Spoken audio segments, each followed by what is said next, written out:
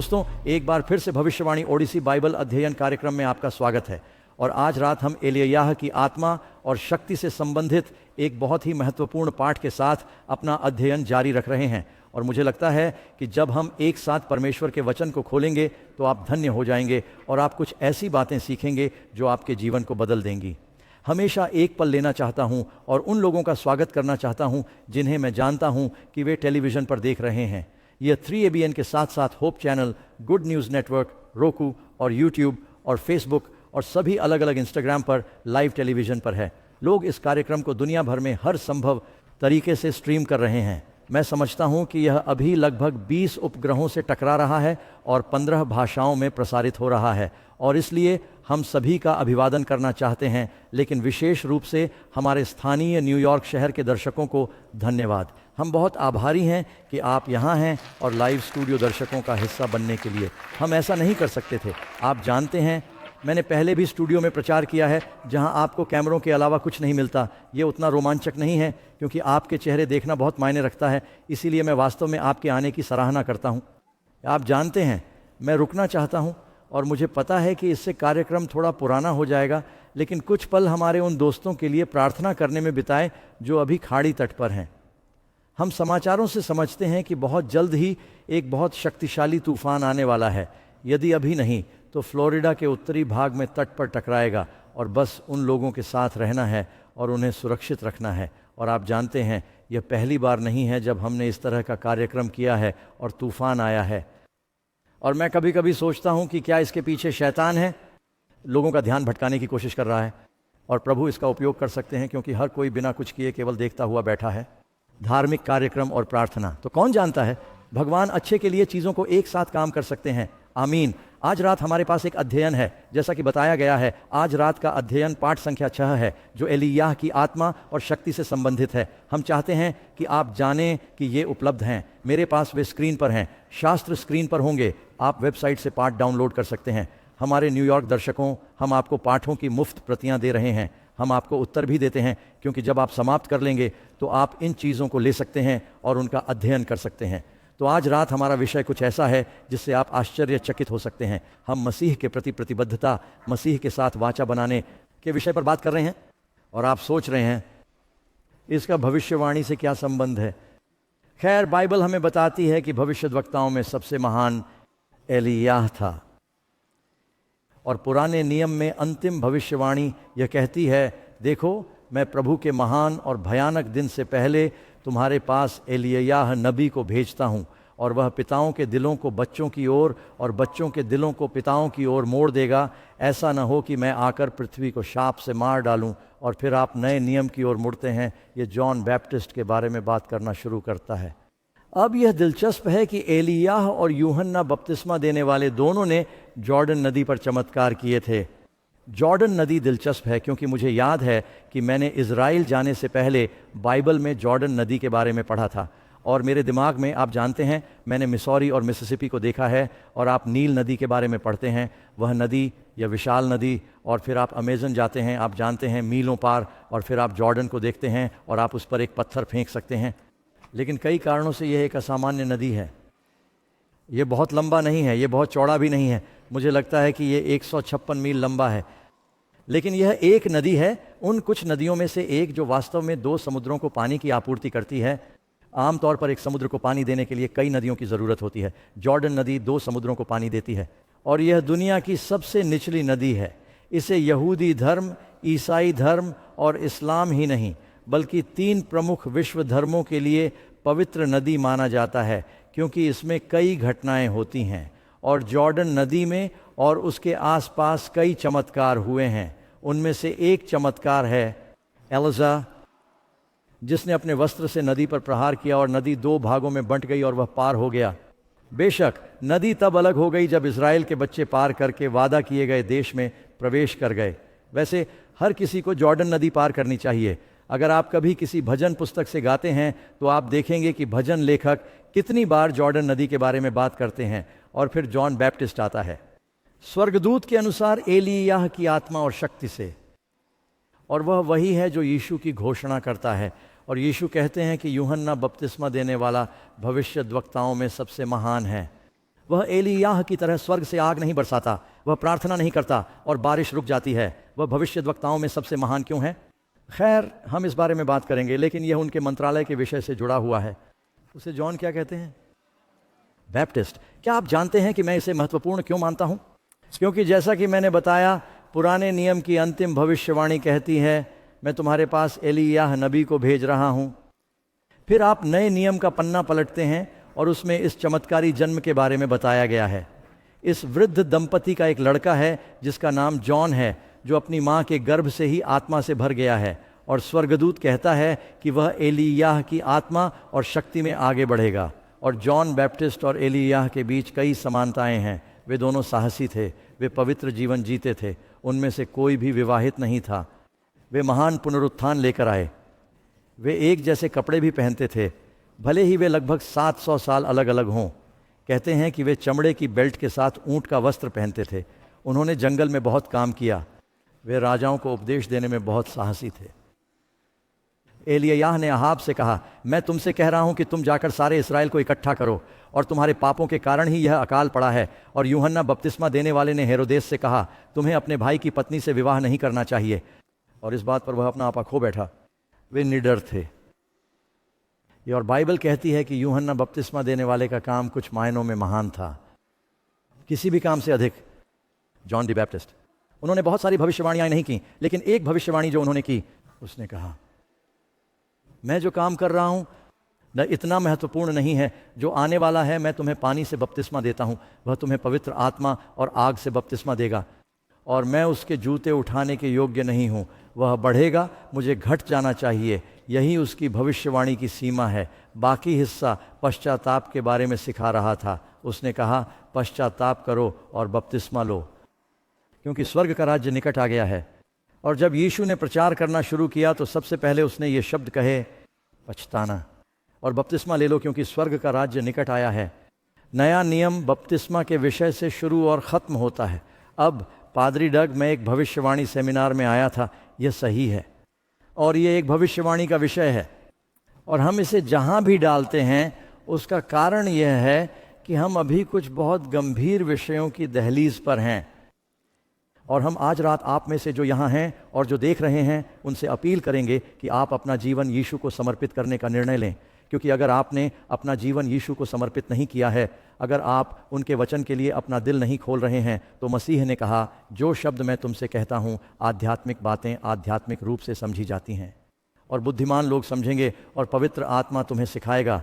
यदि तुम अभी भी अपने हृदय में परमेश्वर के विरुद्ध विद्रोह कर रहे हो, तो तुम कभी नहीं समझ पाओगे। लेकिन यदि आप प्रभु के प्रति समर्पित हो जाते हैं, तो ये बातें आपके सामने प्रकट होंगी, और यह आपके जीवन को अच्छे तरीके से प्रकाशित कर देंगी। तो चलिए अपने पाठ में आगे बढ़ते हैं। जैसे जैसे हम इन सवालों के साथ आगे बढ़ेंगे, आप और भी समझ पाएंगे। पहला, नए नियम का कौन सा भविष्यवक्ता एलियाह की आत्मा और शक्ति में आया? वैसे एलियाह शब्द का अर्थ है, मेरा परमेश्वर यहोवा है। क्योंकि सारे भविष्यद्वक्ता और व्यवस्था तब तक भविष्यवाणी करते रहे जब तक जॉन, और यदि आप इसे ग्रहण करने के लिए तैयार हैं और यह यीशु बोल रहे हैं, यह वह है, वह एलियाह है जो आने वाला था। और आप लूका अध्याय 1 श्लोक 17 में पढ़ते हैं, वह आत्मा में उसके आगे चलेगा, और स्वर्गदूत जकरयाह को यह बता रहा है, वह आपका बेटा, यह चमत्कारी बच्चा, पिताओं के दिलों को बच्चों की ओर और अवज्ञाकारी लोगों को धर्मी लोगों की बुद्धि की ओर मोड़ने के लिए एलियाह की आत्मा और शक्ति में उसके आगे चलेगा। यह शब्द मलाकी में पाए जाने वाले शब्द से थोड़ा अलग है। प्रभु के लिए तैयार लोगों को तैयार करना। अब यहाँ कितने लोग प्रभु के आने पर विश्वास करते हैं? एलियाह और यूहन्ना बपतिस्मा देने वाले का कार्य क्या था? प्रभु के लिए एक तैयार लोगों को तैयार करने के लिए। अब बस इतना ही कि तुम समझ सको, जब धार्मिक नेता यूहन्ना के पास आए और वह बपतिस्मा दे रहा था, उन्होंने कहा, क्या आप एलिय्याह हैं? और उसने कहा नहीं। लेकिन जब उन्होंने यीशु से पूछा तो यीशु ने कहा, हाँ, वह एलिय्याह की आत्मा और शक्ति में है। जॉन ने क्यों नहीं कहा? जॉन बैप्टिस्ट ने कहा नहीं, और यीशु ने हाँ कहा, क्योंकि वे अलग अलग सवाल पूछ रहे थे। धार्मिक नेता सोच रहे थे, क्या आप एलिय्याह का पुनरुत्थान या पुनर्जन्म हैं? और उसने कहा नहीं, और यीशु ने कहा, वह वही है जो आत्मा में आ रहा है। अब वह पहला व्यक्ति कौन है जो एलिय्याह की आत्मा और सामर्थ्य में आया? देखिए, यदि आप अपनी बाइबल जानते हैं, एलीशा एलिय्याह का सेवक एलिय्याह का पीछा करते हुए यरदन नदी पार करता है और एलिय्याह एलीशा से कहता है, स्वर्ग में उठा लिए जाने से पहले मैं तुम्हारे लिए क्या कर सकता हूँ? कहता है, अपनी आत्मा का दुगना हिस्सा मुझे दे दो। उसने कहा, अगर तुम मुझे ऊपर जाते हुए देखोगे तो तुम्हारे लिए यह सही होगा, लेकिन अगर नहीं तो तुम इसे स्वीकार नहीं करोगे। उसने कहा, ठीक है, मैं अपनी आंखें तुमसे नहीं हटाऊंगा। और इसमें लिखा है, और अग्नि के रथ नीचे आए और उन्होंने एलिय्याह को उठा लिया और वह अग्निमय रथ में स्वर्ग चला गया। और एलीशा ने इसे देखा और एलिय्याह की आत्मा एलीशा पर आ गई। अब एलीशा एलिय्याह का पुनरुत्थान नहीं है, उसे आत्मा मिल रही है एलिय्याह का। इसलिए जॉन दी बैप्टिस्ट एलिय्याह का पुनरुत्थान नहीं था, उसे भी आत्मा का वही बपतिस्मा मिला था। और उसी तरह जैसे एलिय्याह गया और उसने भविष्यद्वक्ताओं के सभी पुत्रों को सिखाया और फिर वह चमत्कारिक रूप से स्वर्ग में चढ़ गया और पवित्र आत्मा एलीशा पर उतरी, यीशु पुनरुत्थान के बाद वह प्रेरितों के सामने प्रकट हुआ, उसने उन्हें सिखाया, वह स्वर्ग में चढ़ गया, उसने पिन्तेकुस्त पर पवित्र आत्मा को भेजा। आमीन। और परमेश्वर इसे पुनः करने जा रहा है, क्योंकि यीशु ने क्या कहा सुनो। जब वे यूहन्ना बपतिस्मा देने वाले के विषय में पूछ रहे थे तो यीशु ने कहा, वे कह रहे हैं, क्या एलिय्याह आत्मा और सामर्थ्य में आया था? यीशु ने कहा, एलिय्याह आएगा। अब यह घटना जॉन बैप्टिस्ट के सिर काटे जाने के बाद की है। उसने कहा, एलिय्याह आएगा, और एलिय्याह आ गया। अतः प्रभु के महान और भयानक दिन से पहले एलिय्याह का आना अभी भी भविष्य में है और परमेश्वर के लोगों पर परमेश्वर की आत्मा का पुनः उंडेला जाना है दूसरे आगमन से पहले। जिस तरह से जॉन बैप्टिस्ट ने लोगों को यीशु के पहले आगमन के लिए तैयार किया था, उसी तरह परमेश्वर लोगों को एलिय्याह की आत्मा और शक्ति से भर देगा ताकि दुनिया यीशु के दूसरे आगमन के लिए तैयार हो सके। क्या आप समझ सकते हैं कि यह एक भविष्यवाणी का विषय क्यों है? क्या आप समझ सकते हैं कि हमें पवित्र आत्मा में बपतिस्मा लेने की आवश्यकता क्यों है? और हमें यह समझने की ज़रूरत है कि एलिय्याह का काम क्या है। प्रश्न संख्या 2, यूहन्ना अर्थात यूहन्ना बपतिस्मा देने वाले को किस अनोखी सेवकाई के लिए चुना गया था? आप मत्ती अध्याय 3 आयत 1, 5 और 6 में पढ़ते हैं, उन दिनों में यूहन्ना ने मेरे साथ कहा, बपतिस्मा देने वाला यहूदिया के जंगल में प्रचार करता हुआ आया। तब यरूशलेम और सारा यहूदिया और यरदन के आसपास के सारे देश के लोग उसके पास निकल आए और यरदन नदी में उससे बपतिस्मा लिया गया। जॉर्डन क्यों? जॉर्डन दुनिया की सबसे निचली नदी है, यह सबसे साफ नदी नहीं है। नामान सीरियाई सेनापति, वह कोढ़ से भरा हुआ था। छोटी यहूदी लड़की जिन्हें सीरियाई लोगों ने पकड़ लिया था, उसने एलीशा की कहानी सुनी। उसने सुना कि कैसे मरियम को कुष्ठ रोग से मुक्ति मिल गई। उसने अपनी मालकिन से कहा, अगर मेरे स्वामी सेनापति नामान एलीशा नबी के साथ होते तो एलीशा उसे उसके कोढ़ से ठीक कर सकता था।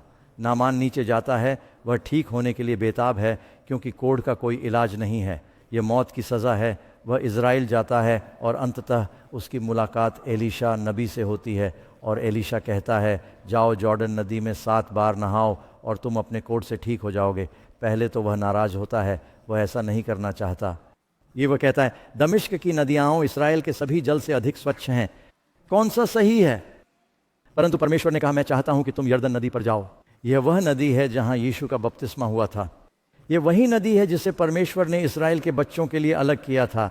यह वही नदी है जो एलिय्याह के लिए अलग हुई थी। यह फिर से एलीशा के लिए अलग हुई। यह चमत्कारों की नदी है। और इसलिए नामान के सेवकों ने आखिरकार कहा, मालिक ज़िद्दी मत बनो, अगर उसने तुमसे 100 सैनिकों को मारने के लिए कहा होता तो तुम ऐसा कर देते। लेकिन वह कहता है, नहाओ और शुद्ध हो जाओ। इसीलिए वह अपने कवच उतारता है और नामान कोढ़ी, उसे कोढ़ है, वह कीचड़ भरे यरदन में उतर जाता है। वह खुद को नम्र बनाता है।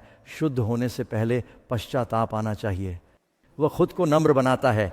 सभी सैनिक वे उसके कोढ़ को देखते हैं। वह खुद को 1 बार 2 बार डुबाता है और हर बार वह ध्यान देता है कि कुछ नहीं हुआ है। लेकिन हर बार जब वह नीचे जाता है तो वह खुद को नम्र बनाता है। सबसे निचली नदी जो खुद को नम्र बनाता है वह ऊंचा हो जाएगा। वह 7वीं बार नीचे गया और कुछ घटित हुआ। अचानक उसकी खोई हुई उंगलियां, पैर की उंगलियां और मांस जो कुष्ठ रोग के कारण नष्ट हो गया था, पुनः प्राप्त हो गया। न केवल उसे बहाल किया गया बल्कि बाइबल कहती है कि उसका शरीर फिर से एक छोटे बच्चे के शरीर की तरह उसके पास आया। दूसरे राजा अध्याय 5 में इसके बारे में पढ़ें। उसे शिशु जैसी त्वचा मिलती है। आप दोबारा जन्म लेते हैं। वह उछलता हुआ, चिल्लाता हुआ, छप छप करता हुआ और परमेश्वर की स्तुति करता हुआ पानी से बाहर आया। यह यर्दन नदी में हुआ। जॉन बैप्टिस्ट को जॉर्डन नदी पर भेजा जाता है क्योंकि यह पाप के कोढ़ से शुद्ध होने का प्रतीक है। इसीलिए यह नबी अपना मंत्रालय शुरू करता है। लोग खुद को नम्र बनाते हैं, यीशु को स्वीकार करने के लिए पश्चाताप करते हैं, और लोगों ने यर्दन नदी में उससे बपतिस्मा लिया। बपतिस्मा किस जरूरी बाइबल सच्चाई का प्रतीक है? बपतिस्मा किसी चीज का प्रतीक है। उत्तर दें। मत्ती 3, उन दिनों में यूहन्ना बपतिस्मा देने वाला प्रचार करने आया था। यह मैं तुम्हें पहले ही पढ़ चुका हूं। 4 की संख्या। यदि हम बाइबल के अनुसार चलना चाहते हैं तो कितने प्रकार के बपतिस्मा स्वीकार्य हैं? बाइबल कहती है कि एक प्रभु, एक विश्वास। कितने बपतिस्मा? एक बपतिस्मा। अब एक सत्य है जिसमें हम बपतिस्मा लेते हैं। ईश्वर की एक सच्ची आत्मा है। ईश्वर पिता, पुत्र और आत्मा एक हैं। हे इज़राइल सुनो, हमारा प्रभु ईश्वर एक है। ईश्वर पूरी तरह से एकजुट है। कई अलग अलग सत्य हैं। वैसे मुझे पता है कि आज दुनिया में कई अलग अलग संप्रदाय हैं। क्या आप जानते हैं कि यह ईश्वर की इच्छा नहीं है? यीशु ने कहा, सब लोग एक दूसरे के प्रति अपने प्रेम से जान लेंगे कि तुम मेरे शिष्य हो। जब यीशु वापस आएगा तो कितने समूह होंगे? जानवर का चिन्ह, परमेश्वर की मुहर, खोया हुआ, बचा हुआ, बकरियां, भेड़ें, संकरी सड़क, चौड़ी सड़क। यीशु के खिलाफ। तुम्हें पता है क्या होने वाला है? परमेश्वर के पास कई चर्चों में अच्छे लोग हैं। क्या आप सहमत हैं? दुनिया में उथल पुथल मचने वाली है। मुसीबत का बड़ा समय आने वाला है। लोग अपनी बाइबलों की ओर लौटेंगे। वे इस तरह के संदेश सुनेंगे। यीशु ने कहा, मेरे पास बहुत सी भेड़ें हैं जो इस झुंड की नहीं हैं। उन्हें भी मुझे जॉन अध्याय 10 कहना चाहिए। और एक तय होगी और एक चरवाहा होगा, और हम अपनी शिक्षाएं एक बाइबल और एक सत्य पर आधारित करेंगे। अभी बहुत सारे विभाजन हैं और यह परमेश्वर की इच्छा नहीं है। शैतान विभाजन करने आता है। यीशु चाहते हैं कि हम एक रहें, लेकिन सिर्फ एकता के लिए नहीं बल्कि वचन पर एक होने के लिए। क्या आप जानते हैं कि कितनी अलग अलग चीज़ों को बपतिस्मा कहा जाता है? वे बपतिस्मा नहीं है। आप जानते हैं, कुछ लोग कहते हैं कि आप एक 800 कर दीजिए, हम आपको फ़ोन पर बपतिस्मा दे देंगे। इसे ड्राई क्लीनिंग विधि कहा जाता है। और कुछ चर्च वे गुलाब की पंखुड़ियाँ छिड़कते हैं और कुछ कहते हैं कि यह सिर्फ कुछ शब्द हैं जो बोले जाते हैं। कुछ लोग 3 बार सामने की ओर मुंह करके बपतिस्मा देते हैं। एक बार पिता के लिए, एक बार पुत्र के लिए, एक बार पवित्र आत्मा के लिए। कुछ लोग कहते हैं कि सिर्फ पवित्र आत्मा का बपतिस्मा ज़रूरी है, आपको पानी के बपतिस्मा की ज़रूरत नहीं है। बपतिस्मा क्या है, इसके बारे में कई अलग अलग विचार हैं, लेकिन बाइबल कहती है कि क्या है। एक, क्या इससे कोई फ़र्क पड़ता है कि हम परमेश्वर के बताए तरीके से काम करते हैं? हाँ, वास्तव में इसे गलत तरीके से करना अपवित्र हो सकता है। मैंने एक पादरी के बारे में सुना कि उसने अपने चर्च से कहा कि बपतिस्मा एक प्रतीक है, और यह सच है कि यह एक प्रतीक है। बपतिस्मा गृह का पानी H2O है, और आप जानते हैं यह एक समारोह है, लेकिन यह बहुत महत्वपूर्ण और अर्थपूर्ण समारोह है। और मैंने एक पादरी के बारे में सुना, उसने अपनी मंडली से कहा, ठीक है यह सिर्फ एक प्रतीक है, इसलिए हम बपतिस्मा लेने जा रहे हैं। नहीं, उसने कहा कि चूंकि संस्कार सिर्फ एक प्रतीक है, उन्होंने कहा कि इस सप्ताह प्रभु भोज में अखमीरी रोटी और अखमीरी अंगूर के रस के स्थान पर हम बिग मैक्स और कोक लेंगे। अब कितने लोग इस बात से सहमत होंगे कि इसमें सचमुच कुछ गड़बड़ है? लेकिन आप जानते हैं, ऐसे लोग भी हैं जो कहेंगे कि जब तक आप ईमानदार हैं तब तक इससे कोई फर्क नहीं पड़ता। नहीं, इससे फर्क पड़ता है। और आपका बपतिस्मा कैसे होता है यह भी मायने रखता है। क्या आप यीशु के उदाहरण का अनुसरण करना चाहते हैं? आमीन। ठीक है, प्रश्न संख्या 5। यीशु हमारा उदाहरण है, उसका बपतिस्मा कैसे हुआ? एक ईसाई मसीह का अनुयायी होता है। यीशु ने क्या किया? इसमें लिखा है यीशु आए और उन्हें जॉर्डन नदी में जॉन ने बपतिस्मा दिया। एक बात यह है कि हमें लगता है कि उन्हें नदी की ज़रूरत है, इसलिए वहाँ बहुत सारा पानी है। और तुरंत आगे क्या? पानी से बाहर आने के लिए आपको सबसे पहले क्या करना होगा? पानी में उतरें। बपतिस्मा शब्द साक्षात्कार में एक महिला ने सही कहा। बपतिस्मा शब्द बप्तिजो, यह एक ग्रीक शब्द है। इसका अर्थ है विसर्जित करना, डूबा हुआ, ढका हुआ, दफनाया हुआ। इसका अर्थ है कि पुराना जीवन धुल गया है। इसका हर हिस्सा आप नए बन जाते हैं, आप पूरी तरह से डूब जाते हैं, पूरी तरह से धुल जाते हैं, पूरी तरह से दफन हो जाते हैं, आप नए बन जाते हैं। यीशु ने यह आपके और मेरे लिए एक उदाहरण के रूप में किया। क्या यीशु ने अपने पाप धोने के लिए बपतिस्मा लिया था? नहीं, वह कहता है मैं तुम्हें नया जीवन दे रहा हूँ, मैं तुम्हें एक उदाहरण दे रहा हूँ कि तुम्हें वैसा ही करना चाहिए जैसा मैंने किया है। और वह पानी से ऊपर आया। जॉन ने जॉर्डन में बपतिस्मा दिया। अगर उसे बस पानी की कुछ बूंदें चाहिए होती तो वह कहीं भी कैंटीन में बपतिस्मा दे सकता था, यरूशलेम में किसी झरने के पास बपतिस्मा दे सकता था, लेकिन बाइबल कहती है कि उसे एक नदी की ज़रूरत थी। संख्या 6, फिलिप्पुस ने इथियोपिया के खजाने का बपतिस्मा कैसे किया? आप में से कुछ लोगों को वह कहानी याद होगी कि फिलिप, जो प्रचारकों में से एक था, उसने एक डीकन के रूप में शुरुआत की थी। वह एक प्रचारक बन गया। पवित्र आत्मा ने उसे रेगिस्तान में भेजा और वहाँ इथियोपिया की रानी कैंडस के लिए एक बहुत शक्तिशाली सफल इथियोपियाई खजाना था। लेकिन वह यहोवा में विश्वास करने वाला था। उसके पास यहूदी धर्म ग्रंथ थे। वह परमेश्वर की आराधना करने के लिए पर्व में गया था। वह पर्व से वापस आ रहा था। शायद यह पिन्तेकुस्त था। वह वापस आ रहा था और वह अपने रथ पर सवार होकर मसीहा के बारे में भविष्यवक्ता यशायाह से पढ़ रहा था। वह वास्तव में मसीहा के बारे में भविष्यवाणियाँ पढ़ रहा था, मसीहा की पीड़ा। और परमेश्वर ने फिलिप्पुस से कहा रेगिस्तान में चले जाओ। वह रेगिस्तान में जाता है और यह आदमी राजमार्ग पर सवारी कर रहा है। वह स्क्रॉल से पढ़ रहा है और फिलिप ने कहा क्या तुम जानते हो कि तुम क्या पढ़ रहे हो? आदमी ने कहा अगर कोई ऐसा करे तो बहुत मदद होगी, मुझे इसे समझने में मदद मिल सकती है। उन्होंने कहा ठीक है, मैं कर सकता हूँ। बस ऐसा हुआ कि मुझे पता है कि उस श्लोक का क्या मतलब है। और उसने बात करना शुरू किया और वह बाइबल में पहला सहयात्री है। उसने उसे रथ में आमंत्रित किया और वे साथ साथ चले और वह यीशु के विषय में पुराने नियम की भविष्यवाणियों से प्रचार करने लगा, यशायाह की भविष्यवाणी सहित। और उस आदमी का दिल उसके भीतर जलने लगा और उसने कहा यह सच है, यीशु मसीहा थे, मैंने उनके बारे में सुना, यही मैं। और उसने कहा मैं बपतिस्मा लेना चाहता हूँ। वे बपतिस्मा की शिक्षा को समझ गए और वे पानी से गुजर रहे हैं। अब उनका मतलब ये हो सकता है कि वे गुजर रहे हैं, वहाँ कुछ खाड़ियाँ हैं जो भूमध्य सागर में बहती हैं। ये हो सकता है कि वे समुद्र से ज़्यादा दूर ना हों। क्या आप जानते हैं कि बाइबल कहती है कि आप समुद्र में बपतिस्मा ले सकते हैं, आप नदी में बपतिस्मा ले सकते हैं, आप झील में बपतिस्मा ले सकते हैं, आप बपतिस्मा स्थल में बपतिस्मा ले सकते हैं, लेकिन आपको डूबे रहने की ज़रूरत है। और उसने कहा यहाँ पानी है, मुझे क्या रोक रहा है? फिलिप ने कहा यदि तुम पूरे दिल से विश्वास करते हो तो तुम कर सकते हो। बाइबल पर विश्वास करें और ध्यान दें कि प्रेरितों के काम अध्याय 8 श्लोक 38 और 29 में क्या कहा गया है। मुझे उम्मीद है कि आपने पूरी बात पढ़ी होगी। यह एक शानदार कहानी है। तब फिलिप्पुस और खोजा दोनों जल में उतरे और उसने उन्हें बपतिस्मा दिया। जब वे ऊपर आए, यह स्पष्ट है कि उन्हें विसर्जित किया जा रहा है। अब वह पानी में उतर गया, वह पानी से बाहर आया। प्रभु की आत्मा ने फिलिप को उठा लिया। यह बाइबल में किसी को एक स्थान से दूसरे स्थान पर भेजे जाने का पहला उदाहरण है। अब सोचिए बपतिस्मा कितना महत्वपूर्ण होगा।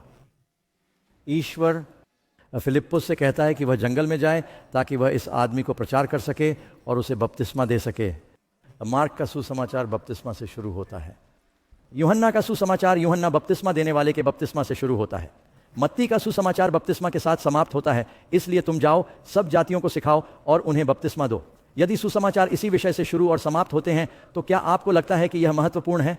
भगवान चाहते हैं कि हम उनके प्रति वचनबद्धता दिखाएं। बपतिस्मा एक ईसाई के लिए उतना ही महत्वपूर्ण है जितना कि विवाह, और हम इसे सामने लाएंगे। ये वह वाचा है जिसे आप वहीं बनाते हैं जहां आप इसे पाते हैं। लोग कहते हैं हाँ, इन दिनों में से एक दिन मुझे लगता है कि मैं एक ईसाई बनना चाहूँगा।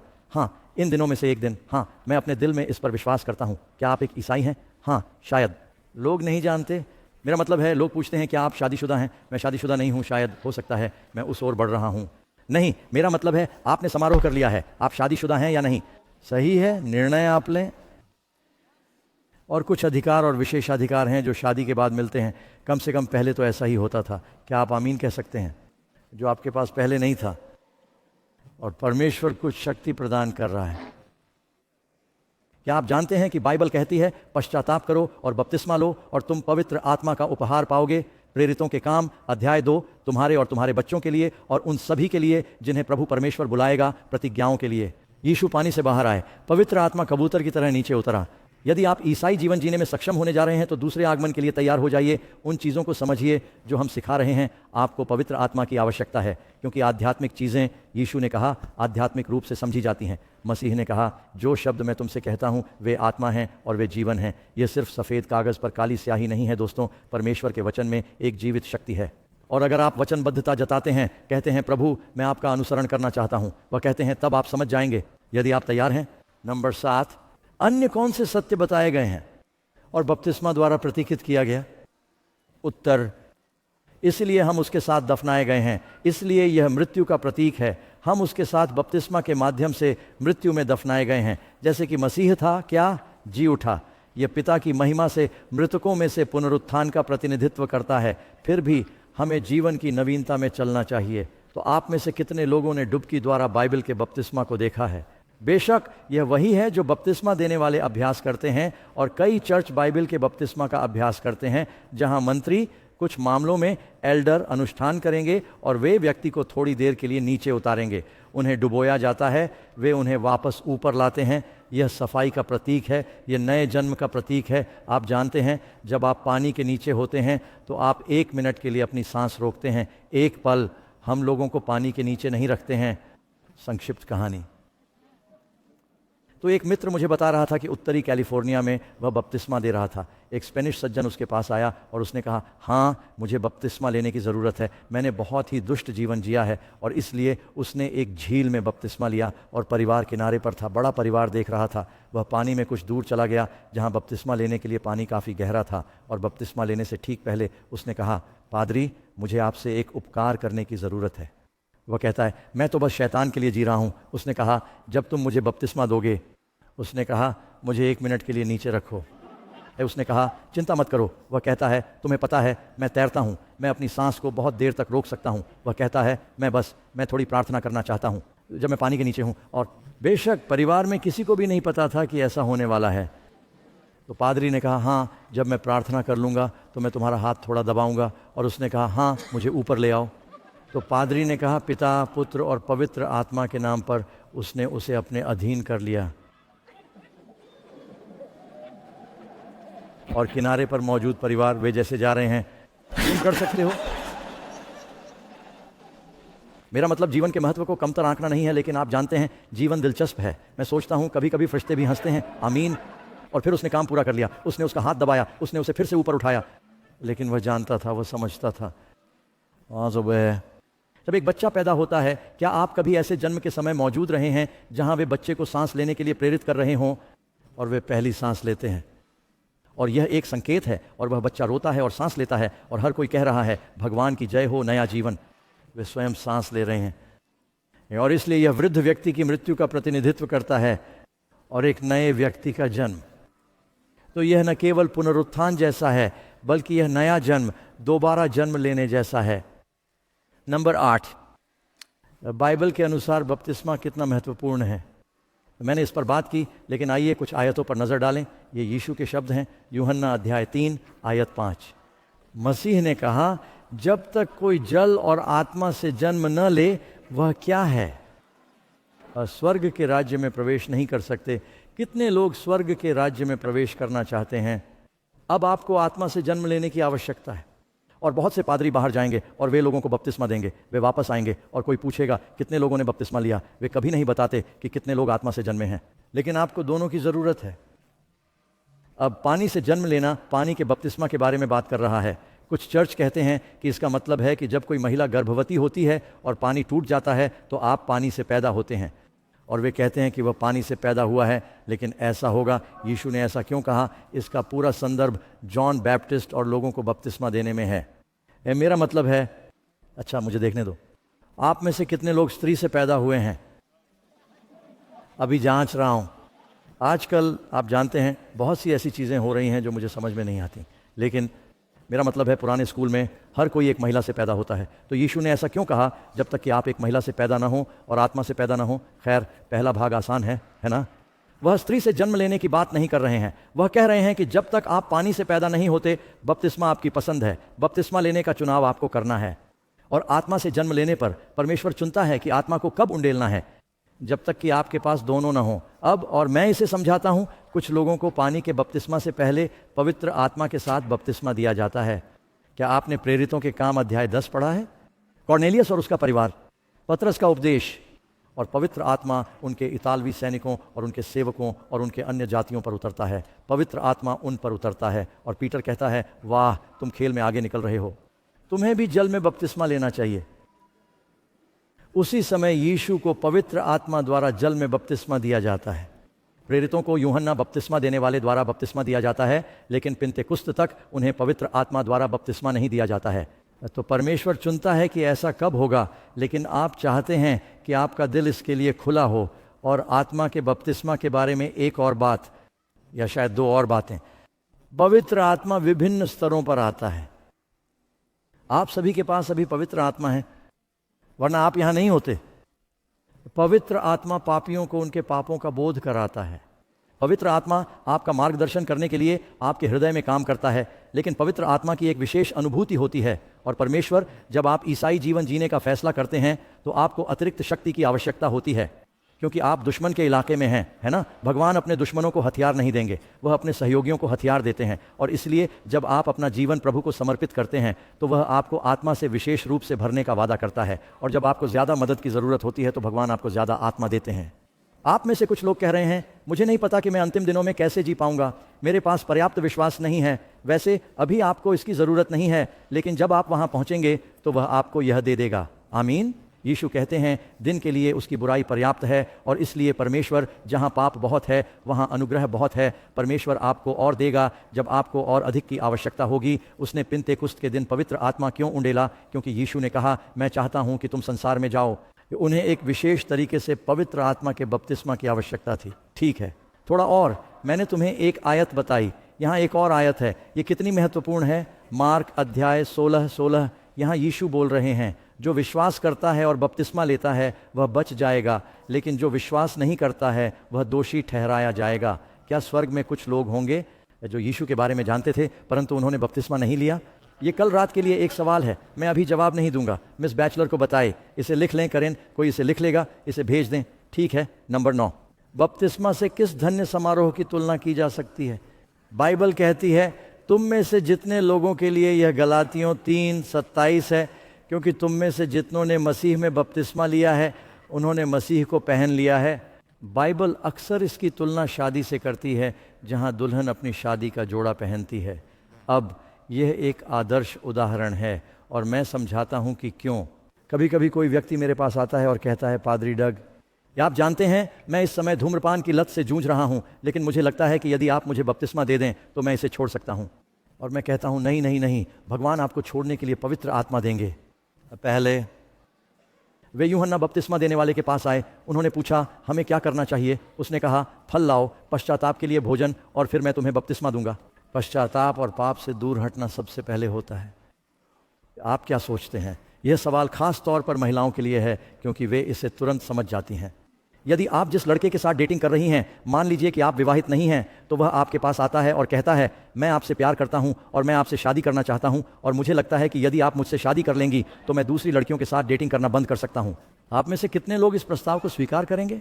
ओह, तुम पागल हो, तुम्हें पहले उनसे डेटिंग करनी होगी। इसलिए बपतिस्मा लेने से पहले शैतान से डेटिंग बंद कर दो। भगवान जंजीरें तोड़ देंगे और तुम्हें आज़ाद कर देंगे। तुम पश्चाताप करो, तुम अपने पापों से मुड़ो, और फिर आप आएँ और बपतिस्मा लें। आमीन।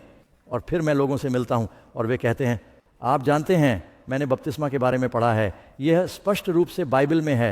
मुझे यकीन नहीं है कि मैं यीशु का अनुसरण करना चाहता हूँ, लेकिन मुझे लगता है कि अगर आप मुझे बपतिस्मा देंगे तो मैं उनसे प्यार करूँगा। और यह एक तरह से एक लड़के का लड़की के पास आकर कहना है, तुम्हें पता है मैं अभी तुमसे सचमुच प्यार नहीं करता, लेकिन अगर हम शादी कर लें तो मुझे लगता है कि ऐसा हो जाएगा।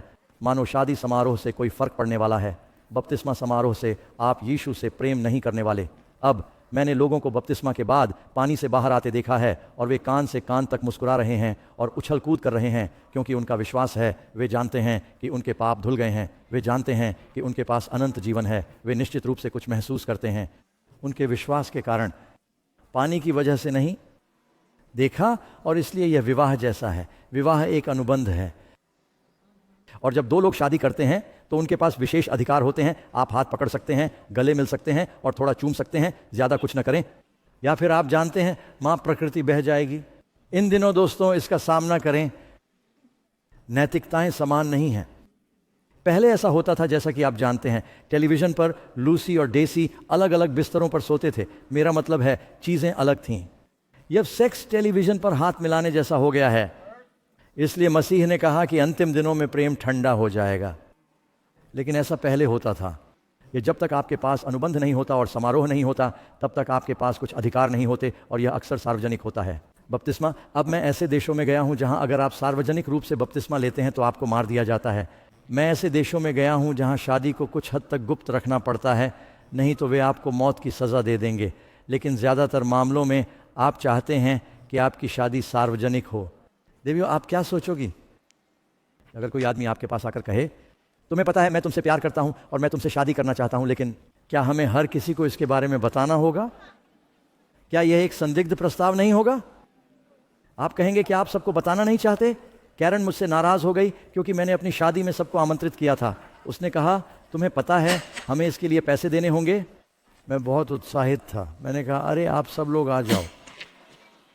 मैं अपनी सभी सुसमाचार सभाओं में गई और सभी को हमारी शादी में आमंत्रित किया। हमारी शादी बहुत बड़ी धूमधाम से हुई। यह महंगा भी था, जो आप जानते हैं, लेकिन आप चाहते हैं कि लोग जानें क्योंकि आप किसी से प्यार करते हैं, है ना? नंबर 10, स्वर्ग जाने से ठीक पहले यीशु ने अपने लोगों को क्या आज्ञा दी? क्या यह प्राथमिकता थी? यीशु ने कहा, इसलिए जाओ और चेले बनाओ, सभी राष्ट्रों के, उन्हें बपतिस्मा देना, पिता, पुत्र और पवित्र आत्मा के नाम पर। यीशु के लिए बपतिस्मा कितना महत्वपूर्ण है। स्वर्ग जाते समय ईसा मसीह के अंतिम शब्द थे। वे कहते हैं, जाओ, सिखाओ, बपतिस्मा दो। वैसे क्या बपतिस्मा लेने से पहले आपको सब कुछ जानना ज़रूरी है? आप कभी तैयार नहीं होंगे, क्योंकि क्या आपको शादी से पहले किसी व्यक्ति के बारे में सब कुछ जानना ज़रूरी है?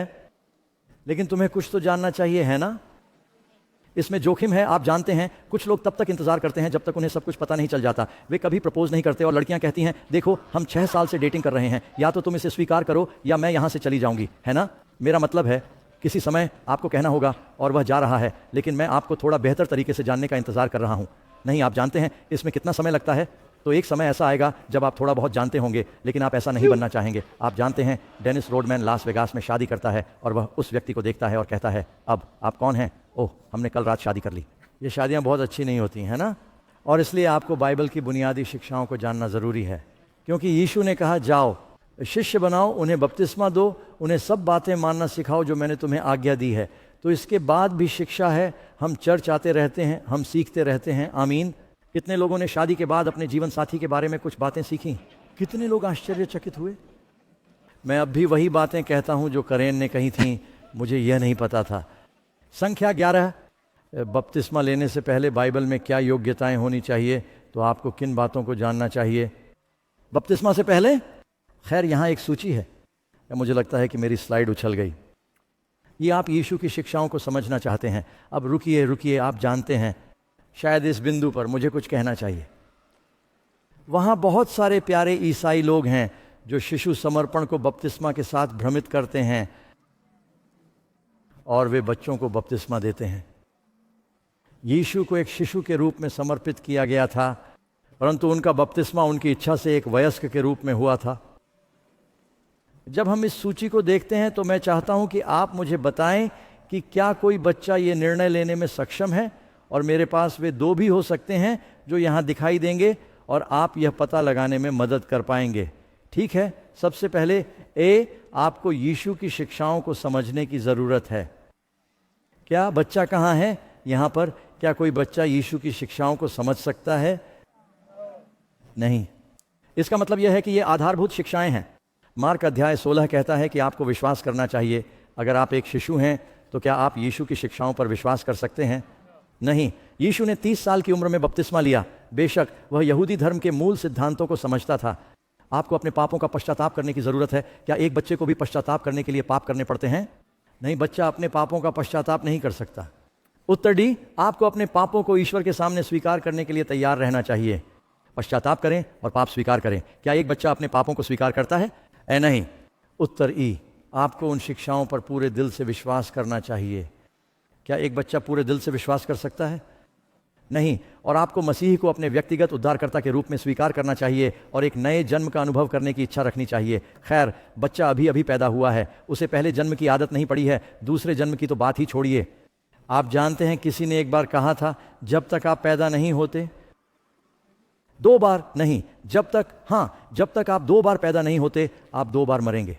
आपको शारीरिक जन्म की आवश्यकता है और आपको आध्यात्मिक जन्म की आवश्यकता है, अन्यथा आपके पास दूसरी मृत्यु है ना? यदि आप केवल 1 बार पैदा हुए हैं तो आप 2 बार मरते हैं।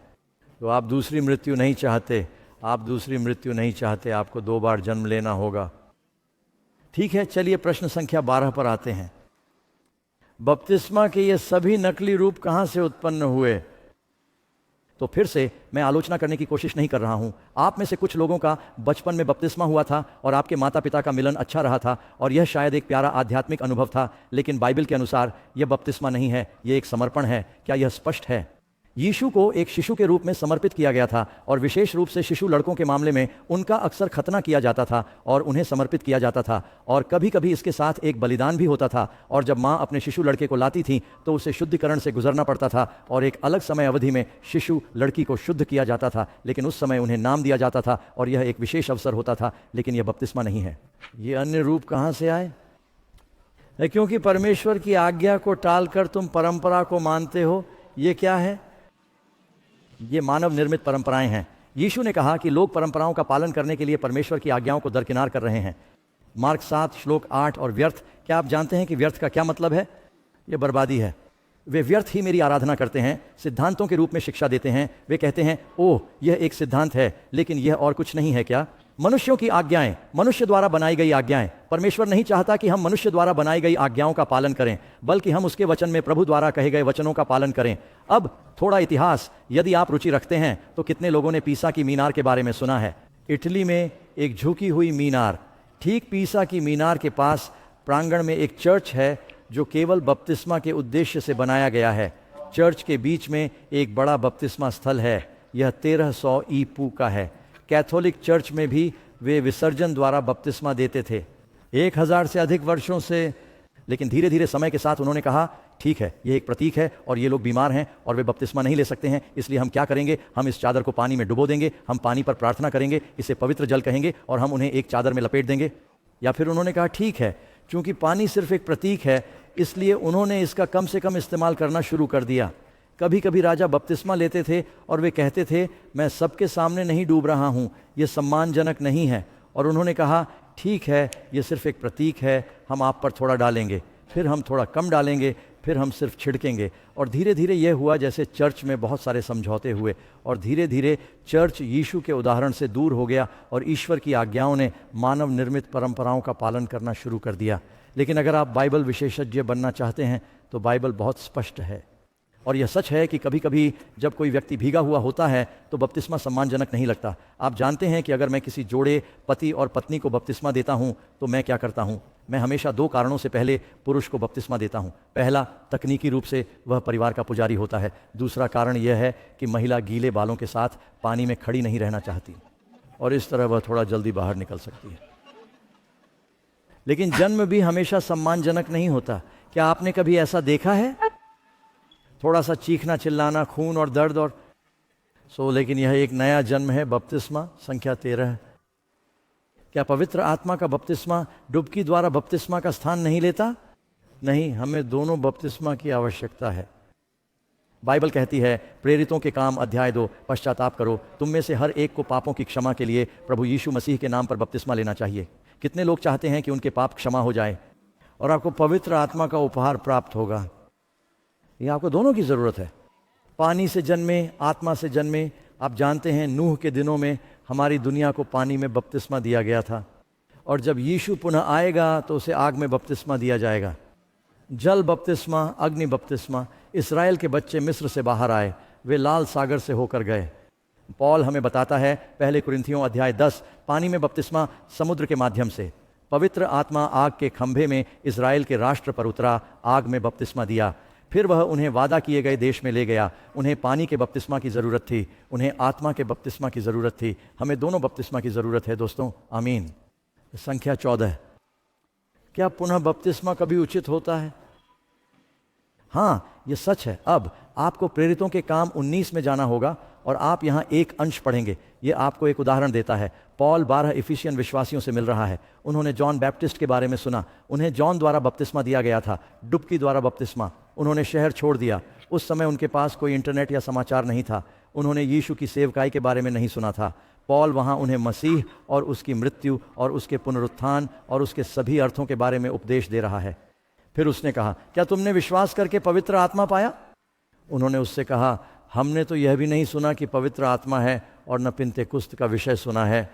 उसने उनसे पूछा, तो फिर तुमने किसका बपतिस्मा लिया? उन्होंने कहा, यूहन्ना का, अर्थात यूहन्ना बपतिस्मा देने वाले का। और पौलुस ने कहा, यूहन्ना ने मन फिराव का बपतिस्मा यह कहकर दिया कि जो मेरे बाद आने वाला है उस पर, अर्थात मसीह यीशु पर विश्वास करो। जब उन्होंने यह सुना तो उन्होंने क्या? प्रभु यीशु के नाम में बपतिस्मा लिया।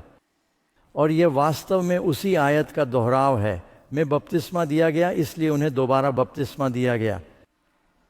अब पुनः बपतिस्मा लेने के 3 कारण हैं। एक यह है कि यदि आपको बाइबल के अनुसार बपतिस्मा नहीं दिया गया है, हो सकता है कि आपको शिशु के रूप में बपतिस्मा दिया गया हो। हमने सीखा है कि यह वास्तव में विसर्जन बाइबल आधारित बपतिस्मा नहीं है। आपको यीशु की तरह बपतिस्मा लेना चाहिए। आमीन। आप मसीह का अनुसरण करना चाहते हैं और हो सकता है कि आप जीवन भर प्रभु का अनुसरण करते रहे हों और आपको इसकी जानकारी ना हो। फिर ऐसे लोग हैं जो शायद बपतिस्मा ले चुके हैं लेकिन उन्होंने प्रभु द्वारा खुद को तलाक दे दिया। इसका मतलब यह नहीं है कि उन्होंने पाप किया और आप छोटी छोटी बातों का ख्याल रखने के लिए कम्युनियन सेवा करते हैं, लेकिन वे भगवान से दूर हो गए। उन्होंने सालों तक चर्च जाना बंद कर दिया। वे दुनिया के लिए जीते थे। उन्होंने सार्वजनिक रूप से प्रभु का अपमान किया है। उन्हें फिर से बपतिस्मा लेने की आवश्यकता हो सकती है। यदि आप प्रभु को तलाक देते हैं तो आपको दोबारा शादी करने की आवश्यकता है। तीसरा कारण यह है कि आप सत्य की एक पूरी तरह से नई समझ में आते हैं, जैसे कि इन 12 इफिसियन विश्वासियों के बारे में मैंने अभी बात की, और आप एक नया अनुभव प्राप्त करना चाहते हैं। आपने सभी सत्य सीख लिए हैं, ये बातें जो आप नहीं जानते थे, और आप एक नई शुरुआत करना चाहते हैं। मेरा 2 बार बपतिस्मा हुआ। मैं गुफा में रहता था और कई दिन तक बिना किसी से मिले रहता था, और कुछ पैदल यात्री वहां आए। वे मेरी गुफा के पास आराम करने के लिए बैठ गए, जो पानी के ठीक बगल में थी। वहाँ एक बड़ा तालाब और एक झरना था, सुंदर जगह रेगिस्तानी पहाड़ों में। और उन्होंने पूछा, क्या आप ईसाई हैं? मैंने कहा, ठीक है, ऐसा ही होता है। मैं बाइबल पढ़ रहा था और मैंने यीशु को अपने दिल में आने के लिए कहा, और यह बस हो गया। और उन्होंने पूछा, क्या तुमने बपतिस्मा लिया है? मैंने कहा, अच्छा नहीं, मैंने अभी तक यह सब नहीं समझा था। और उन्होंने मुझे एक त्वरित बाइबल अध्ययन दिया और कहा, तुम्हें बपतिस्मा लेने की आवश्यकता है। मैंने कहा, ठीक है। और वे मुझे पानी पर ले गए जो पिघली हुई बर्फ से बना था, और उन्होंने मुझे डुबकी द्वारा बपतिस्मा दिया। और मैं आपको बता दूं, मैं पानी से बाहर आ गया। मुझे लगा जैसे मैं फिर से जन्मा हूं। और फिर वे चले गए। उन्होंने मुझे कुछ नहीं सिखाया। और मैंने कहा, भगवान की स्तुति करो, हमने दूसरे व्यक्ति को बपतिस्मा दिया। वे कुछ बैप्टिस्ट ईसाई थे और उन्होंने मुझे छोड़ दिया। और मैंने कहा, हाँ, मुझे जश्न मनाने जाना पड़ा। मैं शहर गया, मैंने अपने दोस्तों से मुलाकात की, हमने कुछ बियर पी, हमने मेरे बपतिस्मा का जश्न मनाया, थोड़ा गांजा पिया। सूरज डूबने से पहले ही मैं जेल में था, और मैं जेल में लोगों को यीशु के बारे में गवाही दे रहा था। उन्होंने मुझे पहले बहुत ध्यान से नहीं पढ़ाया था, इसलिए बाद में एक बूढ़े पादरी ने उन्होंने मेरे साथ अध्ययन किया और मेरा पुनः बपतिस्मा हुआ, और यह मेरे मन में बस गया। और मैंने धूम्रपान और शराब पीना और उससे पहले की सभी आदतें छोड़ दी, और तब से मैंने ऐसा कभी नहीं किया। तो ये उचित है। और बाइबल कहती है, मुझे प्रश्न को फिर से पढ़ने दो, क्या बपतिस्मा, प्रश्न 15, चर्च में शामिल होने से जुड़ा है? बिल्कुल। जिन लोगों ने खुशी से उसके वचन को स्वीकार किया, उन्होंने बपतिस्मा लिया, और एक दिन में 3000 लोग उनमें मिल गए। परमेश्वर की स्तुति करते हुए और सब लोगों से प्रसन्न होकर जो उद्धार पाते थे, उन्हें प्रभु प्रतिदिन कलीसिया में मिला देता था।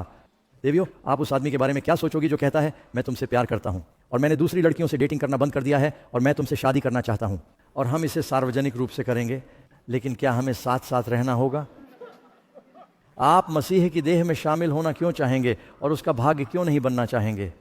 आप कहते हैं, ठीक है, चर्च में पाखंडी लोग हैं। हाँ दोस्तों, और हमेशा एक और के लिए जगह है, इसलिए चर्च जाना बंद न करें। यहीं से हम एक दूसरे से प्रेम करना सीखते हैं। आमीन। आपको एक शरीर में बुलाया गया है। जंगल में एक भेड़ का बच्चा अकेले ही भेड़िए को पकड़ लेगा। हमें परिवार का हिस्सा बनने की ज़रूरत है। 1 कुरिन्थियों अध्याय 13, क्योंकि एक आत्मा के द्वारा हम एक शरीर में बपतिस्मा लेते हैं। आमीन। ये संख्या 17। जब हम अस्वीकार करते हैं तो हम क्या अस्वीकार करते हैं? संख्या 16। क्षमा करें, क्या मैंने 16 को छोड़ दिया? यदि हम बपतिस्मा लेने से इनकार करते हैं तो मैं किसकी सलाह को अस्वीकार कर रहा हूं? लेकिन फरीसियों और वकीलों ने परमेश्वर की इच्छा को अस्वीकार कर दिया अपने लिए, बिना उसके द्वारा बपतिस्मा लिए हुए। John the Baptist. दोस्तों, बपतिस्मा बहुत महत्वपूर्ण है और आज रात मैं आपको एक निमंत्रण देने जा रहा हूं। आप यहां देख रहे हैं, आप घर पर हैं, आपको निर्णय लेना है। 3 सरल प्रश्न इसमें ये सवाल पूछे गए हैं। एक, मैंने यीशु को अपना उद्धारकर्ता मान लिया है और शायद आज रात पहली बार ऐसा हो रहा है और मैं डूबकर बपतिस्मा लेना चाहता हूं। उस बॉक्स को चिह्नित करें। हम आपके लिए प्रार्थना करना चाहते हैं। आप घर पर ऐसा कर सकते हैं और आप देख रहे हैं, आप अपना जवाब ईमेल कर सकते हैं। दूसरा सवाल, एक बार मेरा बपतिस्मा हुआ था लेकिन अब मैं उससे दूर हो गया हूं और मैं पुनः बपतिस्मा पर विचार करना चाहूँगा। हम आपको बताएंगे कि आप किसी से कैसे संपर्क कर सकते हैं तथा उससे आध्यात्मिक परामर्श कैसे प्राप्त कर सकते हैं। तीसरा प्रश्न, मेरे मन में अभी भी इस विषय पर सवाल हैं और मैं और अधिक अध्ययन करना चाहता हूं। आप प्रार्थना चाहते हैं, आप और अधिक अध्ययन करना चाहते हैं, आप इसे बेहतर ढंग से समझना चाहते हैं। हम नहीं चाहते कि कोई भी व्यक्ति किसी भी चीज में जल्दबाजी करे, जैसा कि मैंने किया था, इससे पहले कि आप जानें कि आप क्या कर रहे हैं। विवाह एक महत्वपूर्ण प्रतिबद्धता है, बपतिस्मा भी उतना ही महत्वपूर्ण है। हम उन चीजों को साझा करने जा रहे हैं। यदि आप अधिक जानना चाहते हैं तो इसे भरें और अपने कार्ड पर लिखें। आप जानते हैं, यीशु को उसके पाप के लिए बपतिस्मा नहीं दिया गया था। उनका बपतिस्मा आपके और मेरे लिए एक उदाहरण के रूप में हुआ, तथा यह भी कि बपतिस्मा में हम क्या अपेक्षा कर सकते हैं। यीशु के बपतिस्मे के समय क्या हुआ? आकाश खुला था। परमेश्वर तुम्हारे लिए स्वर्ग खोल देगा। स्वर्ग से एक आवाज आई। पिता ने कहा, आप परमेश्वर को एक विशेष तरीके से आपसे बात करते हुए सुनेंगे। पवित्र आत्मा नीचे आया है। परमेश्वर आपको अपनी आत्मा की सामर्थ्य देगा। आत्मा कबूतर के समान आया। परमेश्वर आपके हृदय में शांति लाना चाहता है क्योंकि आपके सभी पाप क्षमा कर दिए गए हैं। मसीह ने अपने बपतिस्मा के समय सेवकाई का जीवन आरंभ किया। ये उसके पास आपके लिए एक काम है, वह आपको पवित्र आत्मा के उपहार देगा। जो मसीह के साथ हुआ वही तुम्हारे साथ भी होगा। और स्वर्ग से आई उस आवाज ने क्या कहा? यह मेरा प्रिय पुत्र है। परमेश्वर कह रहा है, मैं तुम्हें अपना पुत्र और पुत्री के रूप में गोद ले रहा हूँ। आप में से कितने लोग कहना चाहेंगे, प्रभु मैं आपकी आवाज़ सुनना चाहता हूँ, मैं आपका बच्चा बनना चाहता हूँ। मुझे वह शांति चाहिए, मुझे वह शक्ति चाहिए, मुझे वह उद्देश्य चाहिए। वह तुम्हें वह देना चाहता है, इसीलिए यीशु ने अपना जीवन दिया। दोस्तों, हमारे पास कुछ बड़े विषय आने वाले हैं और प्रभु चाहते हैं कि हम इन बातों को समझें, लेकिन इसकी शुरुआत एक प्रतिबद्धता से होती है। कहो, प्रभु मैं तुम्हारा हूँ, मुझे दिखाओ कि आगे क्या होने वाला है। मेरी आंखें मुझे यह जानने में मदद करें कि आप क्या चाहते हैं कि मैं तैयार रहूं और अपने प्रियजनों को तैयार करूं, दूसरों को उनके आगमन के लिए तैयार करूं। क्या यही आपकी योजना है मित्रों? क्या यही आपकी प्रार्थना है? क्या मैं आपके लिए प्रार्थना कर सकता हूं? अपने कार्ड भरने के बाद और मेरी प्रार्थना के बाद उन्हें उसी दिशा में वापस भेज दें जिस दिशा में वे आए थे। हमारे सहायक, हमारे पंक्ति के मेज़बान उन्हें आपसे लेंगे और आप उनके हाथ देखेंगे। जो लोग देख रहे हैं वे हमें अपना जवाब ईमेल कर सकते हैं। हम आपके लिए प्रार्थना करेंगे। कृपया मेरे साथ अपना सिर झुकाएं। स्वर्ग में पिता, कृपया हमें पवित्र आत्मा प्रदान करें। मैं प्रार्थना करता हूं कि जैसे ही हम आपके पास आते हैं, हम उस नई शुरुआत का अनुभव कर सकें और आप हमें अपनी शक्तियों से भर देंगे। हम उस वाचा, बपतिस्मा की उस प्रतिबद्धता की प्रतीक्षा कर रहे हैं। हम यीशु के नाम से मांगते हैं, आमीन। ठीक है मित्रों, बहुत महत्वपूर्ण विषय। हमारे अगले अध्ययन को मत भूलना। हम अंतिम दिन के रहस्य के बारे में बात कर रहे हैं। अंतिम दिन का रहस्य। तो हमारी अगली बैठक कब है?